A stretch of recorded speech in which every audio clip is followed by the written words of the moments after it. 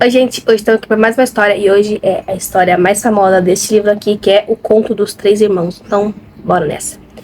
Era uma vez três irmãos que estavam viajando por uma estrada deserta e tortuosa ao anoitecer.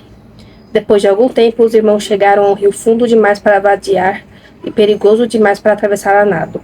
Os irmãos, porém, eram versados em magia, então simplesmente agitaram as varinhas e fizeram parecer uma ponte sobre as águas traiçoeiras.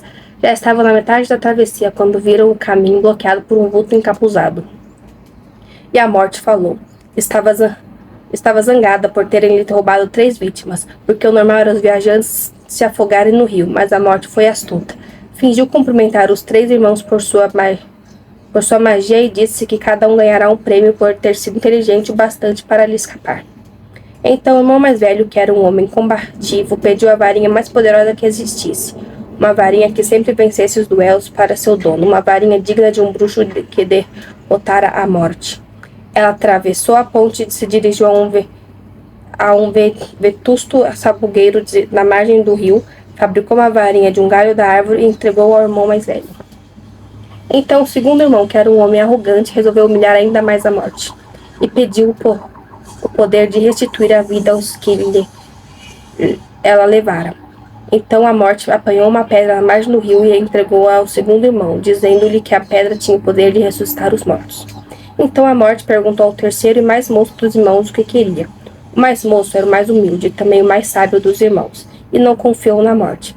Pediu então algo que lhe permitisse sair daquele lugar sem ser seguido por ela, e a morte, de má vontade, lhe entregou a própria capa da invisibilidade.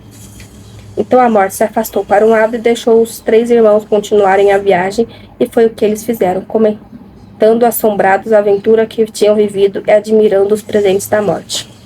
No devido tempo, os irmãos se separaram, cada um tomou seu destino diferente. O primeiro irmão viajou por uma semana ou mais e, ao chegar a uma aldeia distante, procurou um colega bruxo com quem tivera uma briga.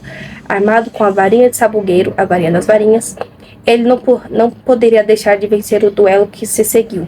Deixando o inimigo morto no chão, o irmão mais velho dirigiu-se a uma estalagem onde se gabou em altas vozes da poderosa varinha que arrebatara da própria morte e de que a arma o tornava invencível.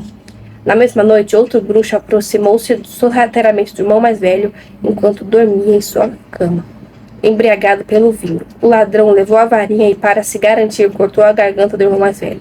Assim a morte levou o primeiro irmão. Em Tremendos, o segundo irmão viajou para a própria casa onde vivia sozinho. Ali tomou a pedra que tinha o poder de ressuscitar os mortos e virou-a 3 vezes na mão. Para sua surpresa e alegria, a figura de uma moça que tivera esperança de desposar antes de sua morte precoce surgiu instantaneamente diante dele.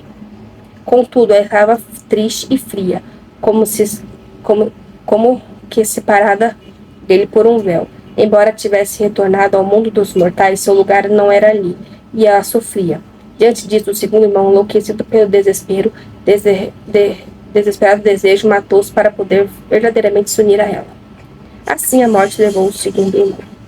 Embora a morte procurasse o terceiro irmão durante muitos anos, jamais conseguiu encontrá-lo. Somente quando atingiu uma idade avançada foi que o irmão mais moço despiu a capa de invisibilidade e deu-a de presente ao seu filho. Acolheu então a morte como uma velha amiga e o acompanhou-a de bom grado, e iguais partiram desta vida. E assim encerramos os contos de Pinto